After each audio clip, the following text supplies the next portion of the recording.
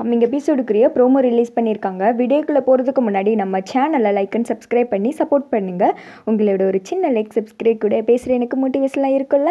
First சீனில் வந்துட்டு ஐஸ்வர்யா சொல்லிட்டு இருக்காங்க, இங்கே பாருங்கள் சிஸ்டர், நீங்கள் எதுக்கு கவலைப்பட வேணாம், நாங்கள் எல்லோரும் ஜாயின்ட் ஃபேமிலியாக ஒன்றா தான் இருக்கோம், எங்களுக்குள்ள எந்த ஒளிவு மரமும் கிடையாது அப்படின்ற மாதிரி சொல்ல, அதை கேட்ட நமக்கு பகிர்னு இல்லை குபீர்னே சிரிப்பு வந்துச்சு மக்களே. ஒளிவு மரமே இல்லையா, எல்லாமே மறைச்சு தானையா ஒரு ஆள் உள்ளே ஒழிச்சு வச்சுக்கிட்டு இருக்கீங்க அப்படின்ற மாதிரி தான் இருக்குது. அதனால் நீங்கள் என்கிட்டயே சொல்லிடுங்க அப்படின்ற மாதிரி சொல்ல, சக்தி வந்துட்டு அப்படியே ஒரு மாதிரி யோசிக்கிறாங்க. என்ன சிஸ்டர் யோசிக்கிறீங்க சொல்லுங்கள் அப்படின்ற மாதிரி சொல்ல, நான் கார்த்தி சார் இருக்காங்களே அவங்க ஒய்ஃபு தீபாவை பற்றி தான் சொல்லணும் அப்படின்ற மாதிரி சொன்னதுமே ஐஸ்வர்யா வந்துட்டு ஷாக் ஆக ஆரம்பிச்சிடுறாங்க. அந்த சமயத்தில் உள்ளே வந்துட்டு அபிராமி மீனாட்சி பேசிகிட்டு இருக்க மாதிரி காமிச்சிட்டு இருக்காங்க. மேலே வந்துட்டு கீதா அவங்க ஒரு வேலையை பார்த்துட்டு இருக்க. ஆக மொத்தத்தில் யாரும் வெளியில் வர போகிறது கிடையாது, எங்களுக்கு ப்ரெஷரை கொடுக்கணும், அதுதான் உங்கள் முழு டார்கெட்டு அப்படின்ற மாதிரி நம்ம யோசிச்சுட்டு இருக்க. தீபாவை பற்றி என்ன தெரியும் அப்படின்ற மாதிரி வந்துட்டு ஐஸ்வர்யா பயந்துட்டே கேட்க, தீபா மேடம் இன்னும் உசுரோட தான் சிஸ்டர் இருக்காங்க அப்படின்ற மாதிரி சொல்ல, அதை கேட்டு ஐஸ்வர்யா ஷாக் ஆகிடுறாங்க.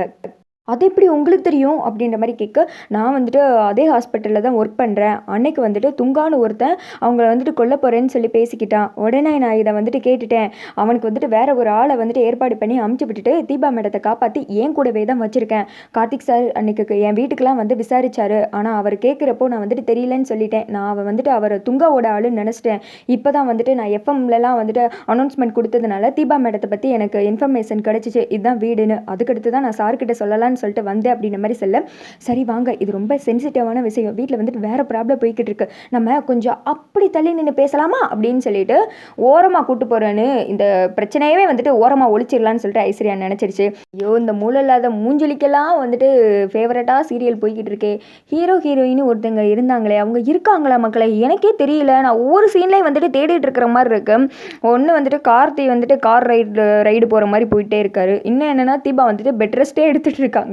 ரெண்டு பேருக்கு என்னதான் நடக்குது, அதாவது இந்த நாட்டுக்கு என்னதான் ஆச்சு அப்படின்ற மாதிரி ஒரு மாதிரி போய்கிட்டு இருக்கு, கொலகொலன்னு வளவலன்னு.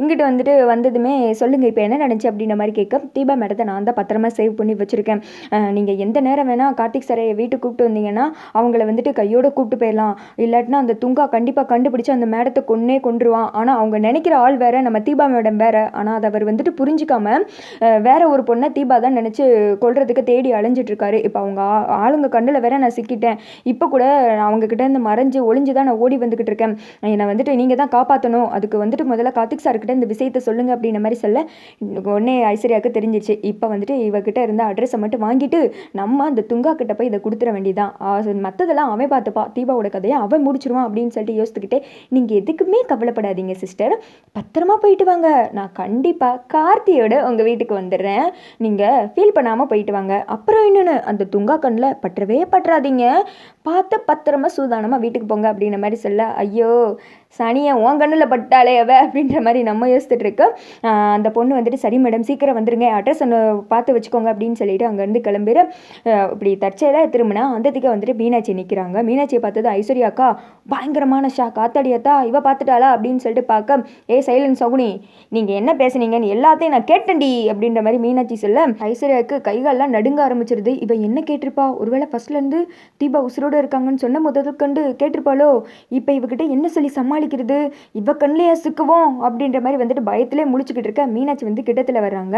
ஏன் இப்படி பண்ண அப்படின்ற மாதிரி கேட்க, அதோட பார்த்தீங்கன்னா அந்த வீடியோ வந்துட்டு முடிஞ்சிடுது. நம்ம எல்லாம் எக்ஸ்பெக்ட் பண்ணுறதெல்லாம் சரிதான், ஏன்னா டேரக்டர் ஒரு ஸ்டோரியை வந்துட்டு கரெக்டாக ப்ரிடிக்ட் பண்ணுறதுக்கு முன்னாடியே நம்ம பண்ணிடுறோம்.